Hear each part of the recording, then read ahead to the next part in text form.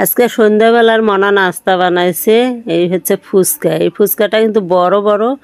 তাই এই যে মনা ভেলপুরি খাইছে না, দেখা যায় যে ওই রকম করিয়া মনা এই যে টকটা বানিয়ে নিছে। আজকে কোনো ডিম সালাদ করে নাই। তো এই যে ফুচকাগুলো বড় জন্যেই বলে ভেলপুরি আজকে খাবো আমরা, ভেলপুরির মতো দিয়ে দিয়ে এর ভিতরে দিয়ে দিয়ে খাবো। তো মোর পেটটা এই যে লোড নিতেইছে না, তাও তো ময়নার খালি ডাকাডাকি। আর আমরা আজকে পেটটা ভরা ভরা এটা ওটা খাসিনু। তারপরে ভাত খাইতেও মোর দেরি হয়েছে। তাই এই যে মনা চিল্লিতে তাই ফির রুম থেকে বের হয়, তাই ময়না কী বানাইতেছে, তাই দেখো এগুলেন বানাইতেছে। তো মোকে আগে বসে বলে, মামুনি তুমি আগে খাইয়ে দেখো কেমন হয়েছে। তা না পরে এই দেখো বসনুম। তা কাল আজকে যাই খাবে তাই নিজেরাই রেডি করে নিয়ে নিয়ে খাবে একবারে, এই যে টকটা দিয়ে ভেলপুরির মতোই খাবে।